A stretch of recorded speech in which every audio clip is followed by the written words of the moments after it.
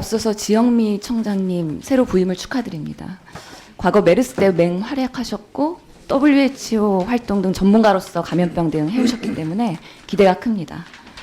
또한 코로나 대응으로 그동안 고생하신 우리 국민 여러분, 그리고 의료기관 종사자들, 보건복지부, 질병관리청, 식약처 모든 분들께, 그리고 국회 보건복지위원회에서도 이 자리를 빌어서 다시 한번 그동안의 수고에 감사를 드립니다. 이제는 다음 감염병을 대비하기 위한 여러 가지 노력들을 시행해야 할 시점입니다. 12구 참사가 100일이 지났습니다. 코로나가 감염병 재난이라면 12구 참사는 사회적 재난입니다. 정부의 피해자 중심의 재난 대응 선진화에 대한 개선이 중요한 시기입니다. 정부는 참사 직후에 부상자, 사망자, 그들의 가족과 현장 구호자 등의 의료비 지원을 약속했습니다. 오늘 제 질의는 이태원 희생자들에 대한 의료비 지원이 충분히 진행되고 있는지 점검해 보고자 합니다. 제가 확인한 바로는 부상자들은 재활치료를 꾸준히 받아야 하고요. 유가족들은 100일이 지나도 여전히 불안, 불면, 스트레스, 식욕부진, 소화불량, 전신 통증, 그리고 10kg까지 체중 감소가 일어난 등 건강관리에 매우 취약하기 때문에 의료 지원이 꼭 필요한 상황입니다. 장관님 동의하시나요? 예, 동의합니다. 예, 현재 정부가 계획한 대로 12구 그 충분한 의료비 지원이 되고 있다고 보시나요? 네, 저희가 원칙적으로 말씀드린 게 완전 치유될 때까지 의료비를 지원한다고 하는 건데 의원님 말씀이 있으시니까 또 한번 진행 상황을 한번 체크해 보도록 하겠습니다. 예, 중간 점검이 꼭 필요하고요. 저희가 1월 30일 기준으로 봤더니 총 214명이 의료비 지원을 받았어요. 네. 대부분이 183명 부상자이고요. 유가족은 16명이 지원받았는데 총 합쳐서 100만 원 지원을 받았더라고요. 이렇게 지원이 좀 열악한 이유에 대해서 원인 뭐라고 판단하고 계시나요, 장관님? 예, 여러 가지 뭐 원인이 있을 수 있는 것 같은데 의료기관 어차피 이거는 이제 의료기관에서 청구한 거를 사후적으로 이제 지원하도록 되어 있는데 그 지원이 규모가 예상보다 작은 거는 한번 알아보도록 하고 대책을 만들도록 하겠습니다. 예, 청구 방식은 의료기관이 청구할 수도 있고요. 환자가 직접 청구할 예. 수도 있는데요.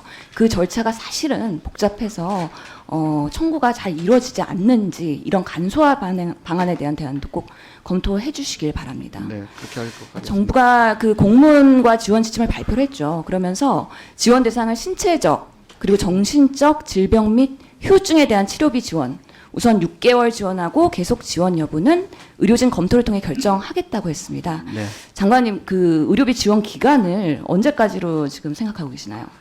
예, 저희는 뭐 완치될 때까지 지원한다는 것이 우선인데 특히 그 정신적인 그 부상에 대해서는 그게 또 나중에 나타날 수도 있다는 그 의학적인 그 전문가분들의 그게 있어서 이제 전문가분들 그다음에 의사분들의 의견을 받아가지고 충분히 지원하도록 하겠습니다. 예, 6개월이라는 기간은 좀 짧은 것 같은데 어떻게 생각하세요? 예, 요거는 그 당시를 한번 끊어가지고 한번 재점검해가지고 한번 보자는 얘기지 6개월만 지원하겠다는 얘기는 아닙니다. 참고로 세월호 특별법에는 2024년까지 지원을 하는 걸로 돼 있거든요. 네. 그렇기 때문에 12구 사례도 이런 연장을 위한 검토가 필요하고요. 알겠습니다. 저희가 확인한 바로는 부상자에 대한 치료비 중에서 비급여 진료비가 보상이 아직까지 안 되고 있다고 합니다. 네.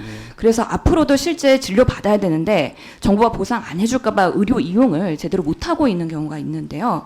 부상자들은 재활치료 받아야 되고요. 유가족들도 앞으로 의료 지원이 더욱 절실하게 적극적으로 이용이 필요한 상황인데 정부가 좀 더 적극적으로 의료비 지원에 대해서 유가족분들과 부상자들 소통 필요할 것 같은데 어떻게 보시나요? 예, 뭐 맞는 말씀이고요. 적극 소통해서 추가 필요한 것이 있는지 살펴보도록 하겠습니다. 장관이 이분들에 대해서 주치 의사를 지정하는 거에 대해서는 어떻게 생각하세요? 제가 그거에 대해서는 솔직히 깊이 생각을 못 해봤는데 지금 제안을 해주셨으니까 한번 검토해 보도록 하겠습니다. 예, 여러 다발적인 증상이 있기 때문에 포괄적이고 통합적인 1차 의료의 주치 제도를 한번 이번에 접목해 보는 것도 저는 아주 상당한 도움이 될 거라고 생각을 합니다. 네. 해외 사례에서는요, 그 재난 피해자의 코호트 구축을 해서 장기간으로 의학적, 사회 경제적 영향이나 이런 지표들을 팔로우하기도 합니다. 그렇기 때문에 우리도 이제는 선진국 재난 대응 피해자 중심의 시스템 개선을 검토해야 된다고 생각하는데 여러 좀 검토하실 수 있겠나요? 장관님? 예, 검토하겠습니다. 예, 코호트 구축이나 이런 부분에 있어서도 좀 적극적으로 의료랑 소통하면서 장기간의 추적 효과를 보는 것도 매우 중요할 것 같습니다. 네. 가족의 지원 범위에 대해서도 묻고 싶은데요. 정부가 정의한 지원 대상 그 지원 대상의 사상자, 구호활동 참여자, 사망자, 부상자의 가족으로 되어 있는데 가족의 범위 어디까지로 지금 정부가 규정하고 있는지 아세요?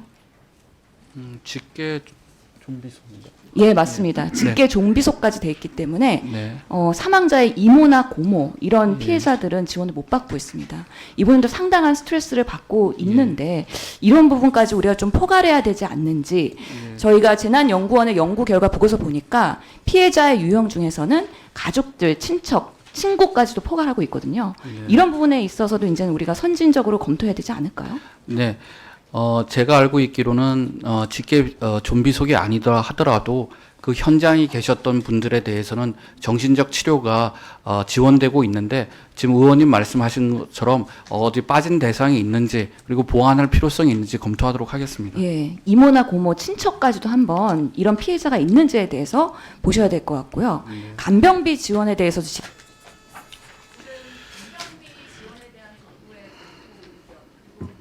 윤석열 대통령께서 간병비 급여화에 대해서도 예전에 약속하신 만큼 유가족들 대상으로 해서 간병비 지원을 적극적으로 검토해야 되지 않나라는 생각이 장관님 이 부분에 대해서 예, 이제 건보를 통해서 지원을 하다 보니까 현재는 이제 간호간병 통합 서비스를 제공받는 경우에만 이제 의료비 지원을 하도록 있는데 저희가 그 외의 경우에는 그 어떻게 할지 민간 기부금 등 활용 방안 등을 국조실 등과 한번 협의를 해보도록 하겠습니다. 네. 보건복지부가 피해자와 유가족단체가 적극적으로 참여하면서 지원에 대한 방안을 마련해 주시고 저희 의원실에도 보고해 주시기 바랍니다. 예, 알겠습니다.